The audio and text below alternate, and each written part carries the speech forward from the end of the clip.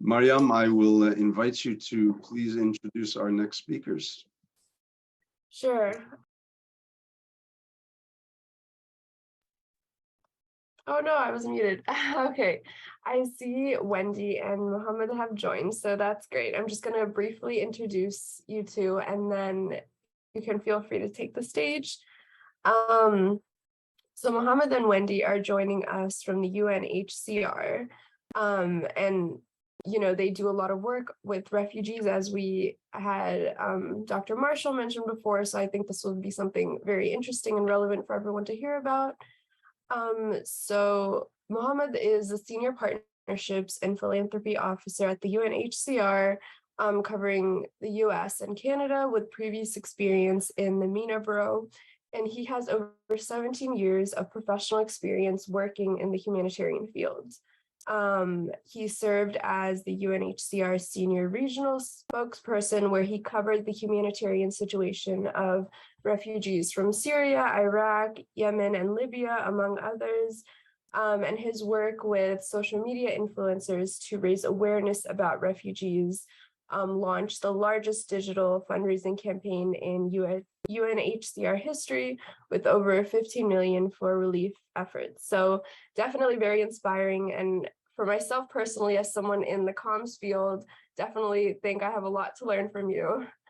And then Wendy is the Senior Islamic Philanthropy Assistant at the UNHCR. And prior to this role, she spent work with the Charities Aid Foundation of America as their Senior Grants Officer, and then spearheading their thought leadership department. So she has a lot of experience in the field of philanthropy as well. And I'm super excited for you all to hear from them. So I'm going to give you two permissions to share screen and spotlight you, and then you can take the lead. Thank you, Mariam. Let me just start sharing screen here. Okay. Okay, can you all see my presentation? Yes. Perfect. Okay, well, good morning, everyone. It's our pleasure to join this webinar today. I'm happy to be here along with my colleague, Mohammed. I'm Wendy, as Mariam introduced me. I'm the Senior Partnerships and Philanthropy Associate at UNHCR, working out of our DC office. Mohammed is our Senior Partnerships and Philanthropy Officer. He's also working out of our DC office, and we're both focusing on Islamic philanthropy here at UNHCR. Now, I'll be leading you through the first half of our presentation, while Mohammed will be taking you through the second half. And of course, we'll leave time for a Q&A at the end, so please feel free to save your questions, and once the floor opens up, we'll address all the Q&A at the end. So before we begin, I'd like to extend my sincerest gratitude to the International Center for Religion and Diplomacy for hosting us today. Thank you so much, Mariam, James, and all those who had a direct hand in bringing us together today to discuss such an important theme, one that should be emphasized in today's climate of war and persecution globally. So with that, let's begin. So UNHCR was launched as a program under the UN in 1950. We were created as an international body to address the influx of refugees following World War II. At first, you'd be surprised to hear that we were given only 3 years to complete our mandate and then disband. No one had expected the refugee crisis to become such a protracted, ongoing conflict that would expand globally. Now, as a result of further crises at the time, such as the Hungarian Revolution, the decolonization of Africa, and crises in Asia and Latin America, 70 years later, we are still working to protect refugees and displaced people. Now let's get into the challenges facing refugees, not only in terms of the situations that displaced them in the first place, but what follows after that, from seeking refuge to gaining a sense of livelihood, because of course, this is more than just a refugee crisis per se. It's a crisis that's affecting, these are problems that are affecting refugees and forcing them into this situation. So I'm going to play this brief 1-minute long video, and I'll put myself on mute to prevent any audio conflicts.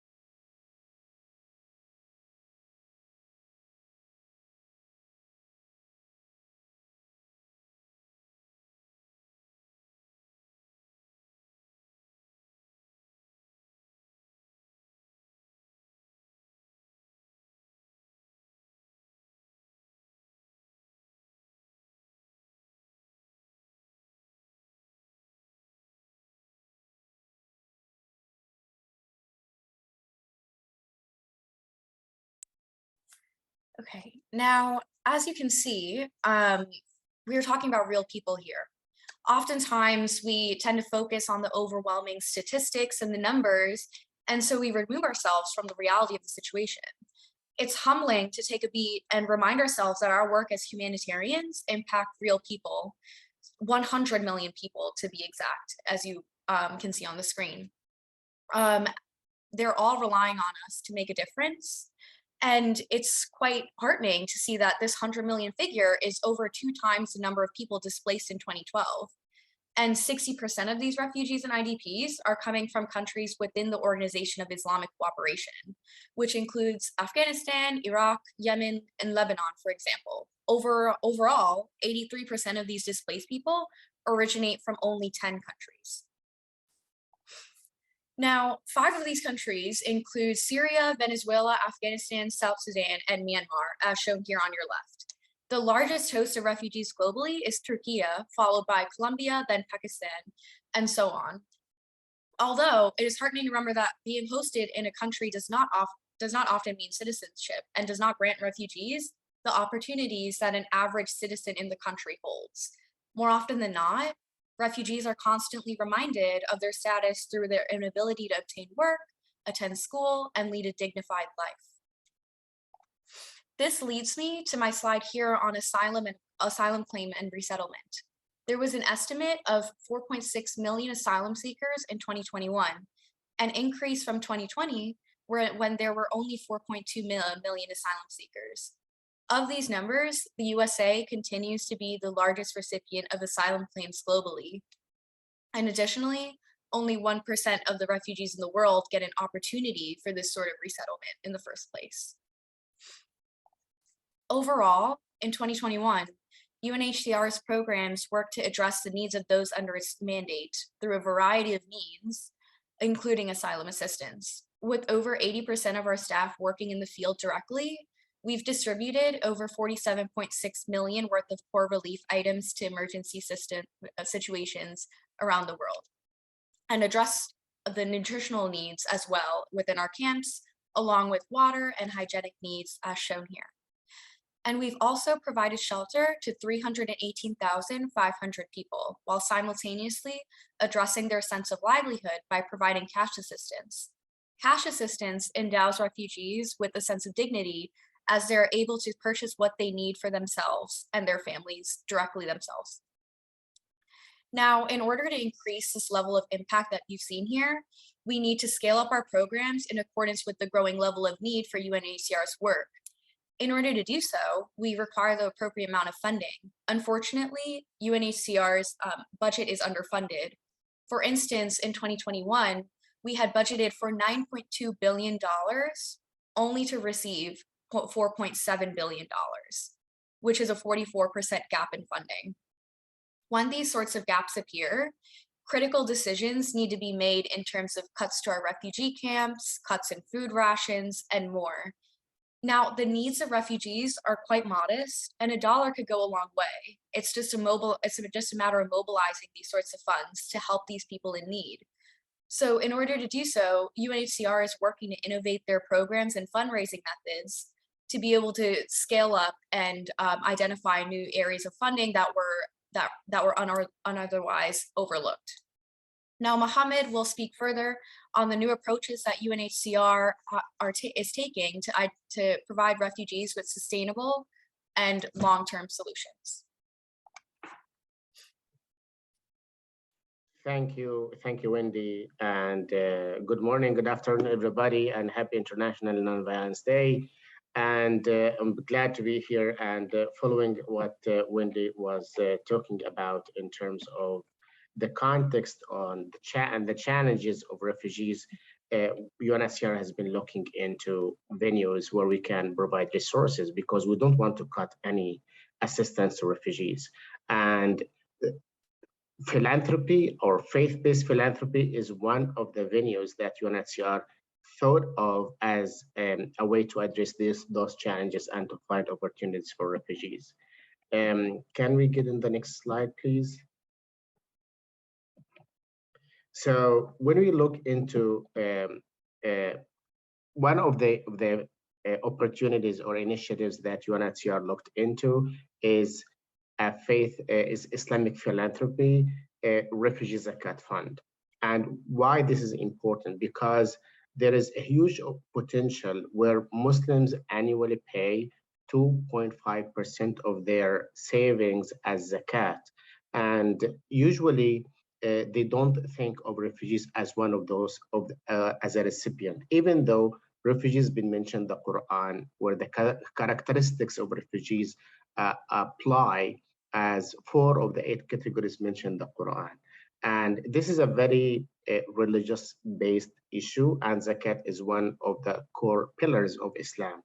So we had consulted with significant Muslim scholars and institutions where UNHCR could be permissible and therefore we received 14 fatwas from significant Muslim scholars and institutions from United States, Canada, Brazil, like the Gulf, like Al-Azhar and Muslim World League, and those are like regional international organizations that endorses UNHCR to receive the zakat on behalf of Muslims and to give it to refugees. So now UNHCR as a United Nations organization, as a non-faith-based organization, is endorsed to receive the zakat and to give it to refugees, which is a great and big milestone.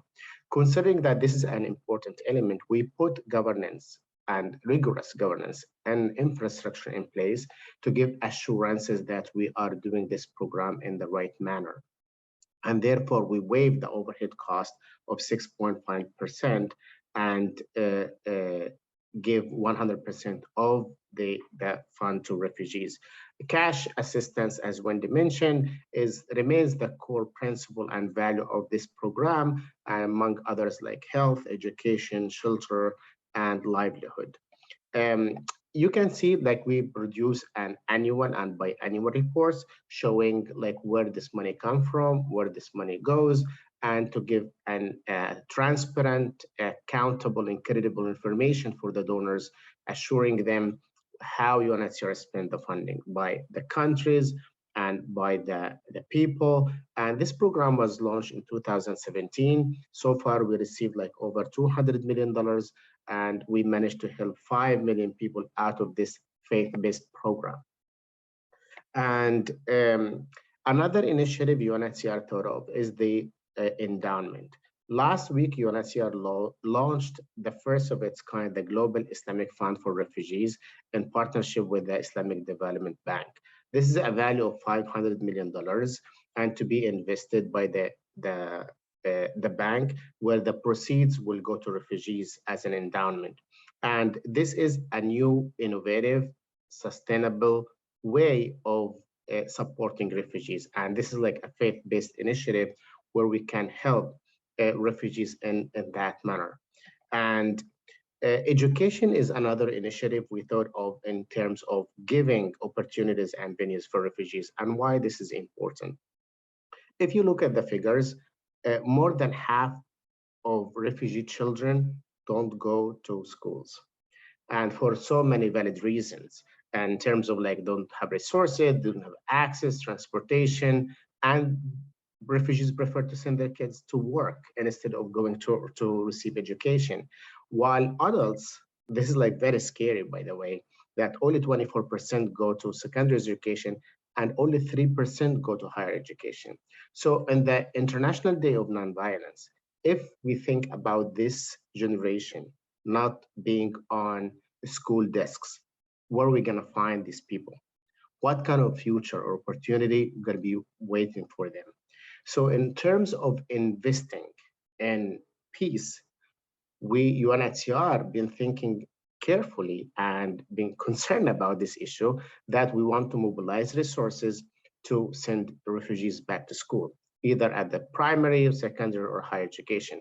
And this is why we work closely with all relevant organizations on the primary education, but for higher education, we launched an initiative called Aiming Higher. Aiming Higher is providing scholarships for refugees to go to study medicine, engineering, psychology, all types of sciences. And we're targeting talented refugees because they do have the hopes, the resilience, and the aspiration to learn. And we connected this with faith in a way that we received an endorsement that Muslims can give their zakat for this program as well. So here is an example. Salma is a Syrian refugee in Jordan, and she received a scholarship program of aiming higher, and she studied pharmacy. She says, the scholarship program was a spark for change in my life. Absolutely, because this is the smartest investment in refugees when we invest in education.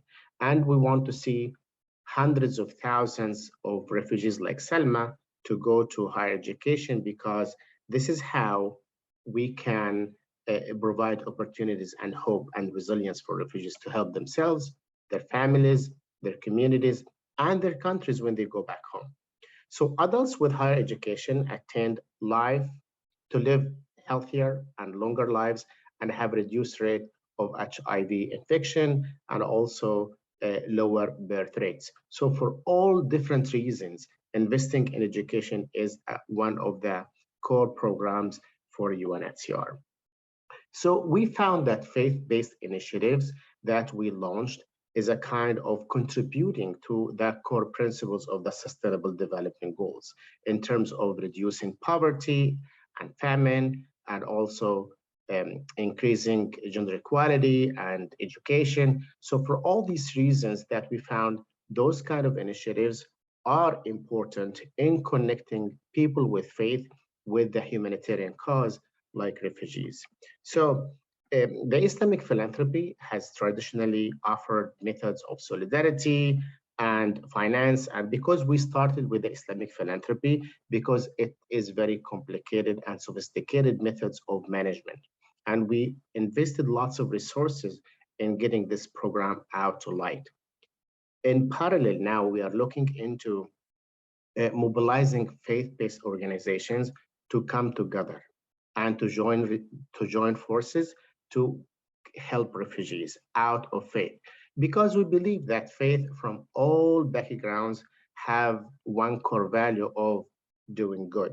And when we look into the refugee situation, they are very desperate for assistance. And we don't want to come to the point to cut any services, where we can at the same time provide resources and venues where we can help them.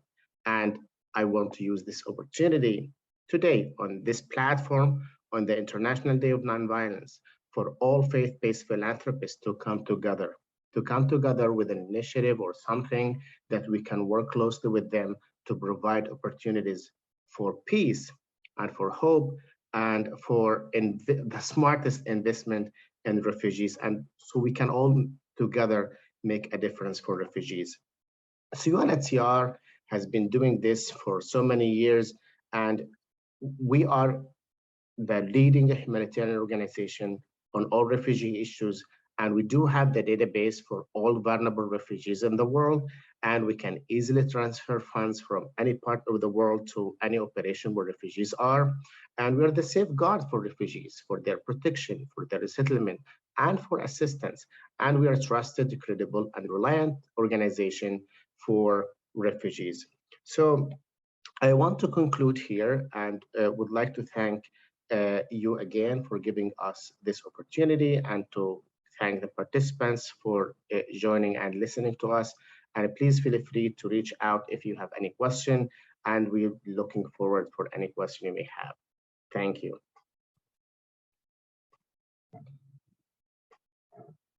Thank you both so much, Wendy and Mohammed. This is a wonderful initiative to see, in particular, the connection with faith actors. We are part of the multi-faith group at the UN that advises the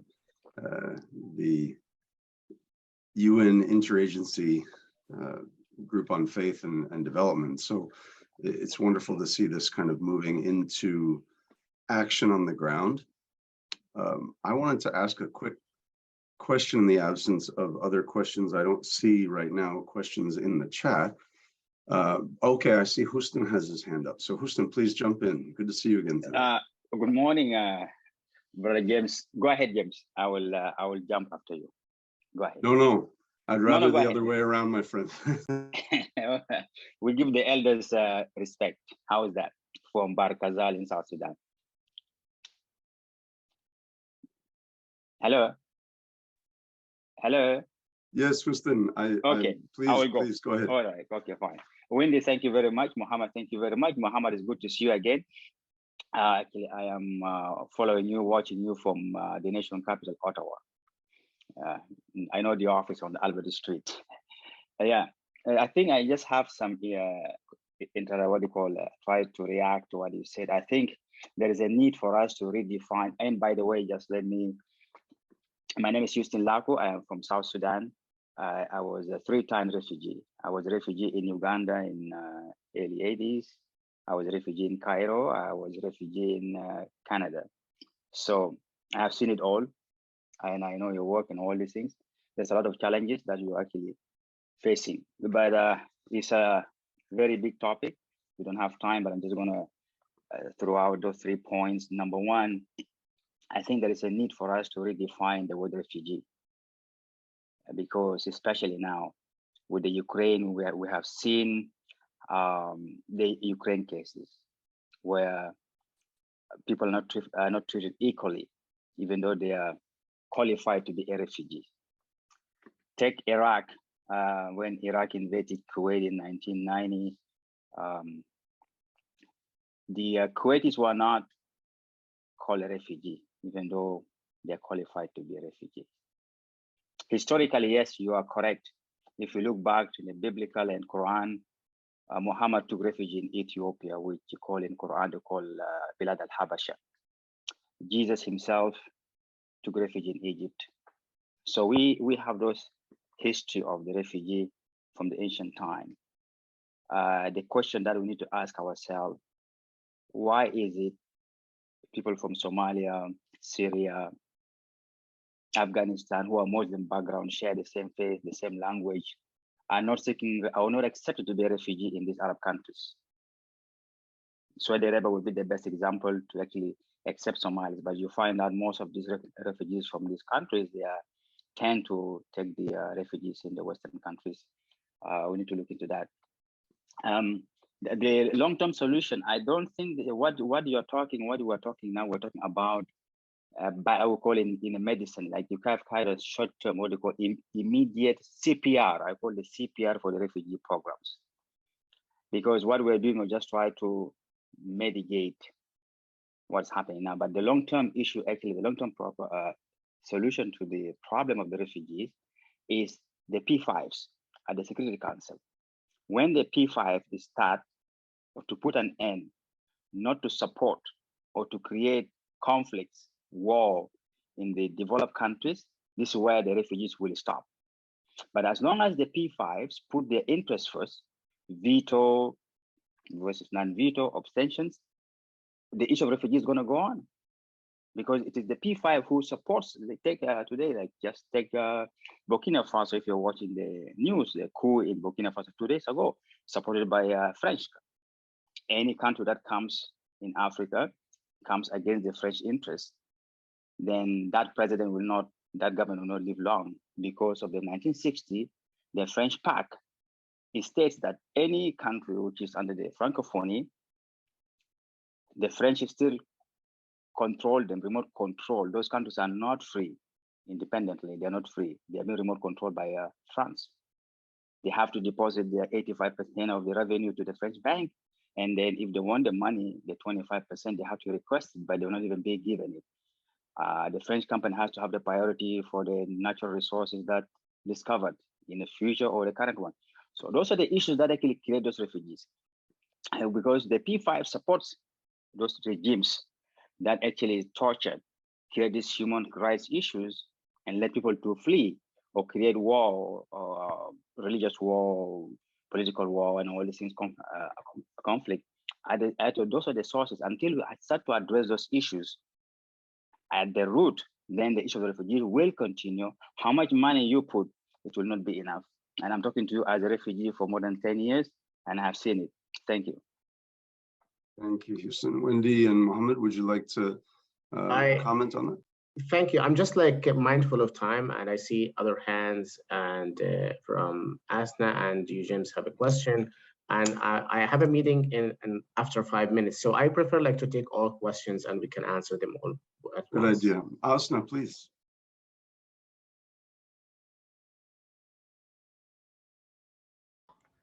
Good morning.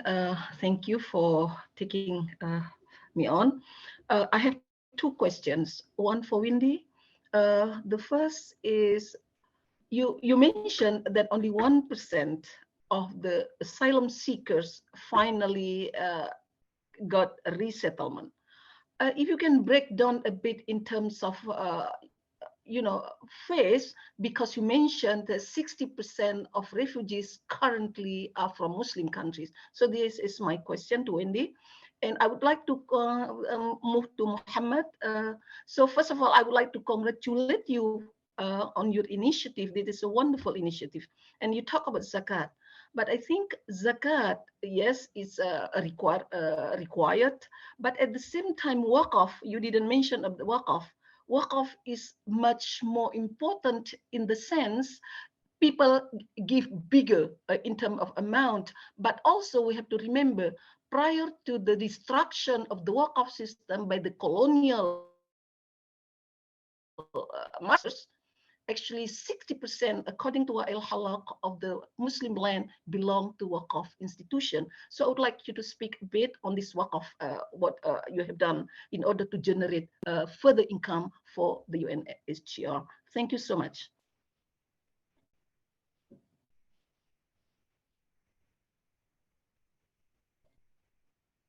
Thank you, Dr. Kristen.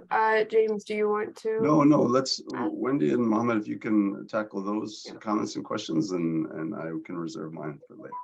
Absolutely. Thank you very much, James. And Hassan, it's very sad to see that you have been a refugee for a long time and so many countries, but I'm glad that you're finally like in Canada and resettled and having an opportunity to build a new life.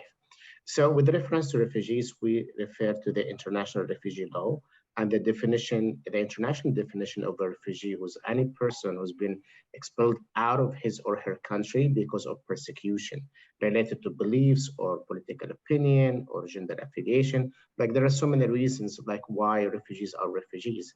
And looking into this scale, as Wendy said, between 2012 and 2022, within the scale of 10 years, the number of refugees doubled. However, UNHCR is not a government. UNHCR is an international organization that provides assistance and a durable solution.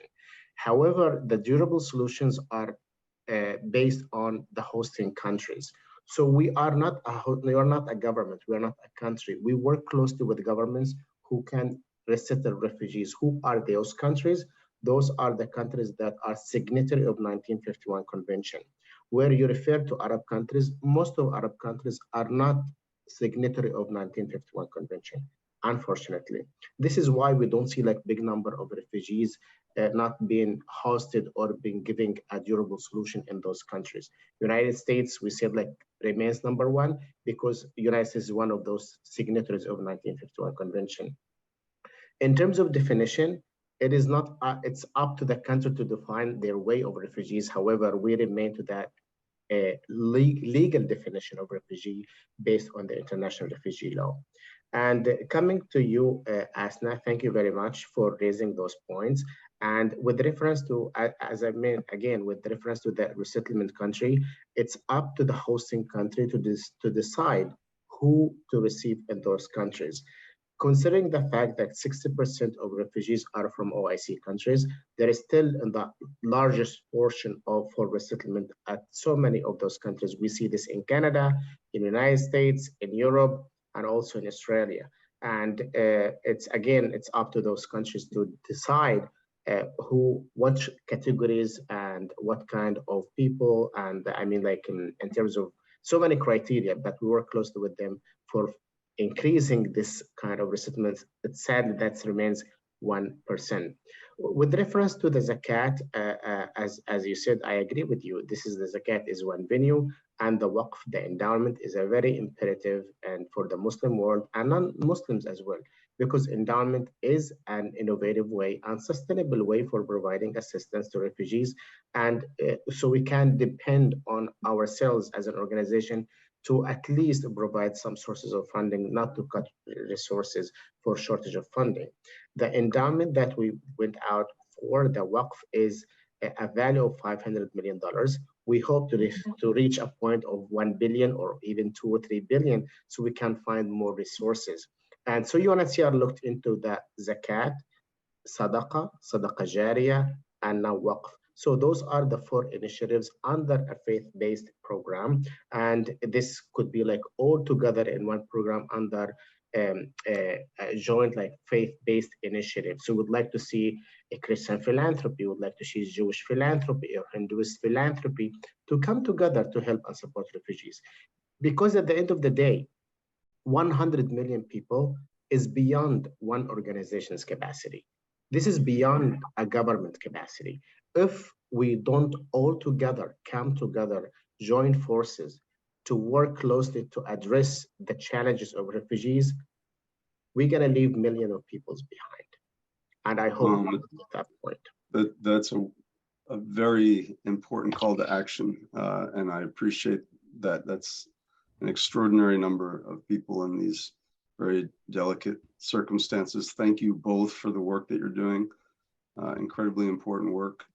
We will follow more closely the connection to our work in particular on religion and stability and conflict resolution. I think we have a lot of overlapping interests that we can talk about. So thank you both very much for your presentation. A virtual round of applause from everyone, and we will remain in contact. Really appreciate your time. Thank you for the conversation.